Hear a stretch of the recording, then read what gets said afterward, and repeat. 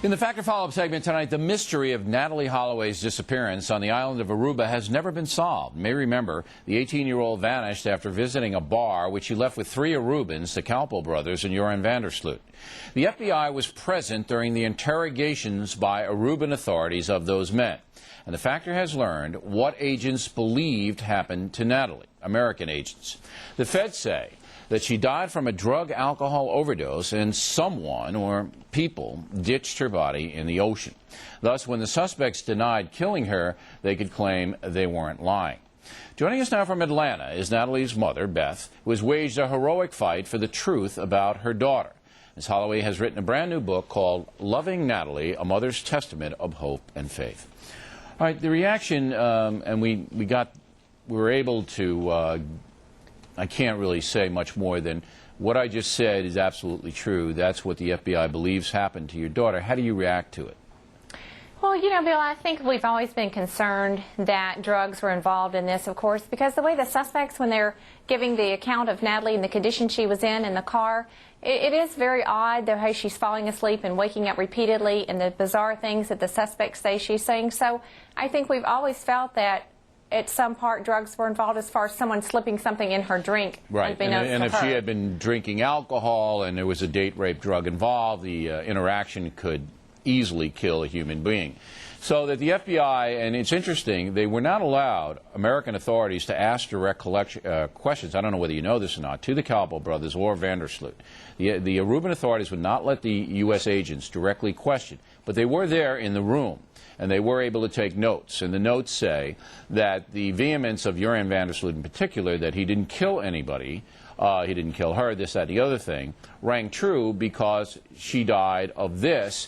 But then, after that, somebody, and the FBI doesn't know who, got her body and then whisked it off to the ocean, and that was that. So anyway, that is the conclusion that the feds have come to at this point. Now, you write the book, and this must have been a very painful book for you to write, Beth. You know, Bill, the thing about it, though, I felt like I'd given myself enough time to feel pretty good about where I was before I began. And, you know, I just want to give these parents the benefit of what I've learned about being involved in a crisis in a foreign country. And, you know, I felt like if I could save one more life, Bill, then I could bear the pain of losing Natalee. And what is the advice that you give parents? Well, first and foremost, I'd like for them to log on to our website at safetravelsfoundation.org, and we have a lot of valuable information there for the traveler. We are all about, you know, just being prepared. We remind these young adults we're not in Kansas anymore, and we now must adhere to the customs and government and laws of the country we're visiting. We have a lot of areas that we are covering with these young travelers, from phone safety to knowing your rights. We've partnered with Auburn University in developing just an exhaustive curriculum that, you know, we want to make available to every high school and colleges, missions groups, churches, civic organizations. A lot of people email me and they say, should I let my 18-year-old go on a trip to Aruba or Mexico? It's the graduation trip. They're going to be chaperoned. There'll be adults there. Should I let my daughter or son go at age 18, which is adult? What do you say? I have to say there's a smart way to do it, and I say it starts by investigating the destination of where you're going. Just but Aruba is pretty benign. I mean, it's a pretty benign island. You know, a lot of American tourists there, no reputation for violence on the island, a lot of reputation for drugs, you know, pretty permissive atmosphere. But, you know, that's a destination. Mexico is a big popular destination. In your opinion, would you say yes or no? I would say if the traveler is prepared as the parent can possibly have them to be, I would have to say I do encourage them, Bill. You do, so let me just get it straight. You say the parents should go with them, or? No, I just feel it's all about preparedness.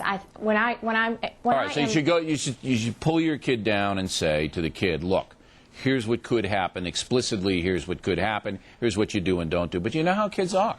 You know how they are. I know, and all we can do is remind them and equip them with the tools that they need in order to have a safer trip. I mean, that's all we can do.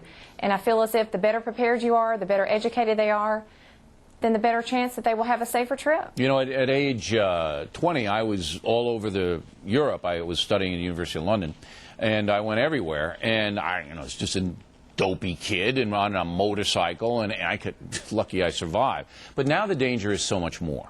You know, it's so much more than it was. I don't know why that is, but it's everywhere in the world. So I think you're right that parents really, at even 18 and 19, got to look. This is not a joke. Are you still? Last time we talked to you, you were bitter about the Aruban authorities. Are you still bitter about them? You know what I'm really bitter about, Bill, and I've never been out to condemn Aruba for not having the valuable resources to help a victim. But what I can do now, Bill, is I can criticize an island for not allowing valuable resources to be used that we have on a victim's behalf. And I think that's what we're all about. So they didn't try hard enough to solve the crime or find your daughter. Well, I just wish that they would have allowed valuable resources that we have here, the expertise and I agree with you. I don't think they have. tried hard enough. I think they were more interested in protecting their image as a tourist destination than finding Natalee. And I think if our authorities have been in charge, we have a definition in the case. Beth, good luck with the book. We appreciate you coming on. Thanks for staying with us. I'm Bill O'Reilly in the Fridays with Geraldo segment tonight, protecting the kids. Britney Spears with 2 babies, 3-year-old Madeleine McCann vanished, and another 3-year-old in Las Vegas raped by a man who is still on the run. Geraldo Rivera joins us now. Before we get to the other cases, you just heard Natalee Holloway, and the FBI... Beth. Yeah, I'm sorry, Beth Holloway. The FBI believes Natalee Holloway did die from now an OD, a combination of drugs and alcohol. Perhaps not her fault if the date rape drug was introduced. Is that the way you see it? You investigated. Well, at Carlos and Charlie's, where she spent the last evening, we filmed with our undercover cameras and showed them dealing cocaine very freely there. So I think it's entirely possible that she ingested cocaine. I do think that the date rape drug is a possibility, but I also think that there was rough sex involved, and I think Joran van der Sloot is the person responsible. Why do you say that? Why do you say the rough sex? Because he admitted that he was with her on the beach, and then they told that cock and bull story. They pointed the finger at those 2 innocent black guys that happened to be security guards at one of the hotels. They did everything. The father, it seemed to me, stunk his... he couldn't account for his whereabouts. I believe he advised his son in many ways how to dispose of this body. Maybe it was the 2 of them. I think the father's that big a villain, huh? I think the father had played a pivotal role. I think the father knows a lot more than he has told us, that's for sure. Because, they were so vehement, and van der Sloot in a couple of interviews that he did, one in Holland, I didn't kill her. Well, if she didn't die from drugs and alcohol overdose, they can get away with that, even on a lie detector deal, but somebody disposed of the body in the ocean. And it's so easy. I've sailed those waters. Oh, absolutely. Once you get past the reef, you end up in Panama in 3 days. It's gone. That's right. Now, in the Spears case,